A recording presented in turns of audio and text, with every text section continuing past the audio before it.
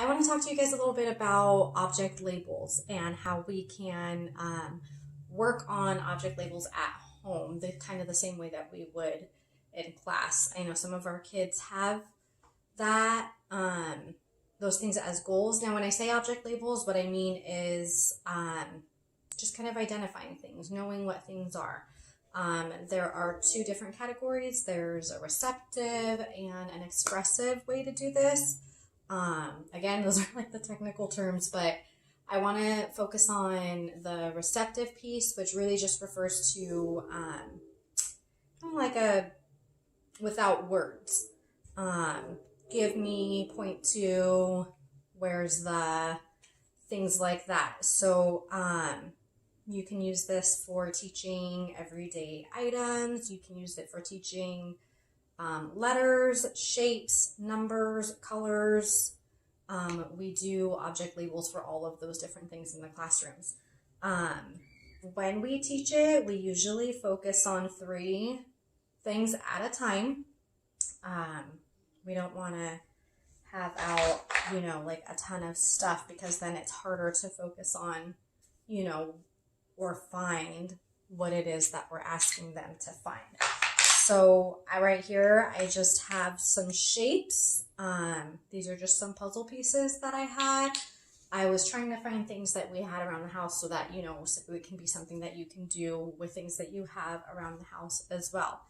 If you need something specific, like, maybe some flashcards or maybe some specific ideas about, what your child's goal is, or what, maybe some targets to work on, please let me know, and I'll go ahead and try to keep up with that and send you an email on that, also on what specifically you can be working on with your little one at home.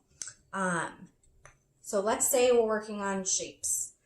I would just set out some shapes on the floor, just set them out. If you have puzzles, then, doing the puzzle together is a really great, natural learning opportunity. Again, though, just do it like a couple pieces at a time. Maybe you have the puzzle and you would just say, hey, where's the square? Hey, give me the circle, or, different things like that. When you're starting to teach it, we like to pair kind of a gesture with the item that you're labeling, as an errorless kind of learning technique. So, if I have my little one sitting here, hey, give me the square, they know exactly what you want from them. And they give you the square. Hey, yeah, that's the square. All right, let's put the square on the puzzle. Lots of labeling. I'm repeating square a lot. I really want to kind of remind them, get it, that, this is the square. Make that connection. You can put it on the puzzle or whatever it is you're doing, or you can even just put it back down if you're just kind of, want to practice it like that. All right, now, hey, where's the circle? Give me the circle. That's a really good job. Here's the circle. Yeah. Put it back down, shuffle them around. You want to kind of, if you're going to do this as a repetitive thing, you want to make sure that your items don't stay in the same place, because they might be memorizing the placement of the thing and not the name for it. Some of our kids have identifying objects with a visual support.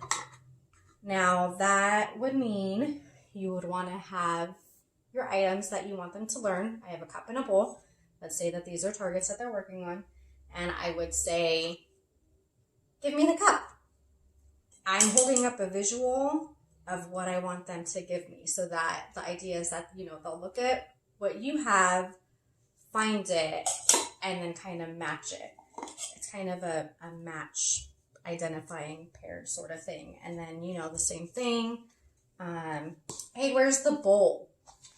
They would get the bowl. They could touch it. They can give it to you. Anything that shows that they are identifying it or that they are finding it. There's no, they have to give it to you. They have to just point to it. They have to, you know, as long as you're getting the idea that I'm showing them the bowl, they're going for the bowl, they're making that connection.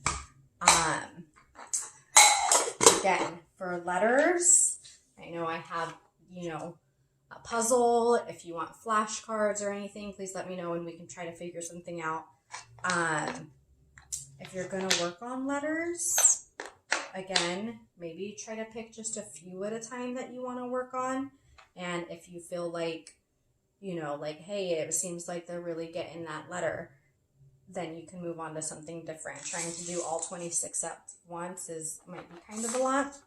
But of course, if you're going to do the puzzle together, like, do the whole puzzle together. Just make sure that you're labeling them as you do it, because that's a really good, again, natural learning opportunity for you and your kids. So, I hope that helps. Again, if you have any additional questions, if there's anything that I say that doesn't make sense, please let me know. And yeah, please give me some feedback. I'm really trying to figure out how I can best support you all at home in the same ways that, you know, I would support the kids in the classroom. So I definitely would appreciate any feedback you have. And yeah, I think that's all I have for object labels. I'll make another video about expressive another time. All right. Thanks, guys.